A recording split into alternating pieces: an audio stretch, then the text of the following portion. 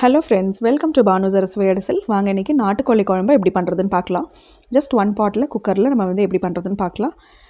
ஒரு குக்கர் எடுத்துக்கிட்டேன். அதில் ஒரு 4 டேபிள் ஸ்பூன் நல்லெண்ணெய் ஊற்றிக்கலாம். கொஞ்சம் பட்டை, கிராம்பு, ஏலக்காய் எடுத்துக்கலாம். 3 பெரிய வெங்காயம் பொடியாக நறுக்கி நான் வச்சுருக்கிறேன். அதை போட்டு நல்லா வதக்கி எடுத்துக்குவோம். பெரிய வெங்காயம் ஓரளவுக்கு நல்லா ஒரு கோல்டன் கலரில் நல்லா வதங்கி வரணும்.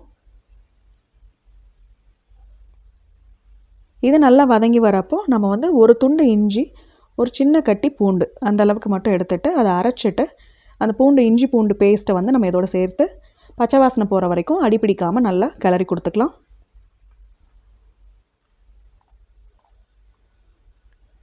இஞ்சி பூண்டு பச்சை வாசனை போய் நல்லா வதங்கி வரணும்.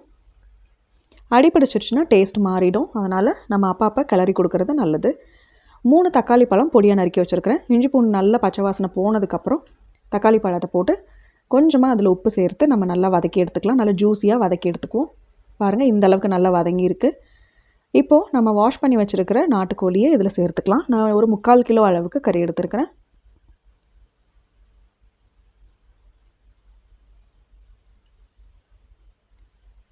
ஸ்கின்னோடு நான் சேர்த்துருக்கிறேன் இன்றைக்கி.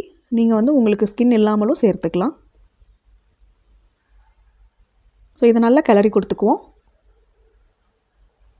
அந்த வெங்காயம் தக்காளி மசாலாவோடு சேர்த்து நல்லா கலந்து கொடுத்துட்டு இதுக்கு கறிக்கு தேவையான அளவு உப்பு சேர்த்துக்கலாம். மஞ்சத்தூள் சேர்த்துக்கலாம்.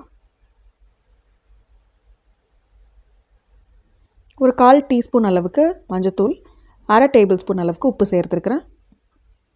ஆல்ரெடி நான் ஒரு 1/4 டேபிள் ஸ்பூன் அளவுக்கு உப்பு சேர்த்துருக்கிறேன் தக்காளி வதக்கும் போது.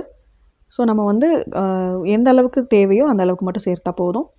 மொத்தமாகவே நான் ஒரு டேபிள் ஸ்பூன் அளவுக்கு தான் உப்பு சேர்த்துருக்கிறேன். ஸோ இதை ஒரு 5 நிமிஷம் நல்லா வதங்கி விட்டுறலாம். அதுக்கப்புறம் நான் மிளகாத்தூள் ஒரு 1/2 டேபிள் ஸ்பூன் எடுத்துருக்கிறேன். மல்லித்தூள் ஒரு 6 டேபிள் ஸ்பூன் எடுத்துருக்கிறேன். எனக்கு கொஞ்சம் கிரேவியாக வேணும், நல்ல ஒரு கன்சிஸ்டன்சி. நான் தேங்காய் ஊற்ற போகிறதில்ல. அதனால் எனக்கு மல்லித்தூள் நான் அந்தளவுக்கு குழம்பு எந்த அளவுக்கு நமக்கு கன்சிஸ்டன்சி வேணுமோ அந்தளவுக்கு எடுத்துக்கலாம். 6 டேபிள் ஸ்பூன் நான் எடுத்துருக்கிறேன். இதை நல்லா கலந்து விட்டுட்டு தட்டை போட்டு மூடி வச்சு நல்லா அடிப்பிடிக்காமல் ஒரு 5 நிமிஷம் 10 நிமிஷம் கூட நம்ம இதிலே நல்லா வதக்கி விட்டுக்கலாம். நடுவில் எடுத்து கிளறி விட்டு நல்லா எண்ணெய் பிரிஞ்சு வர அளவுக்கு வதக்கி எடுத்துக்கணும், பச்சை வாசனை போயிட்டு. இப்போது கறி மூழ்கிற அளவுக்கு ஒரு 250 ml டம்ளரில் 2 டம்ளர் தண்ணி நான் ஊற்றிக்கிறேன்.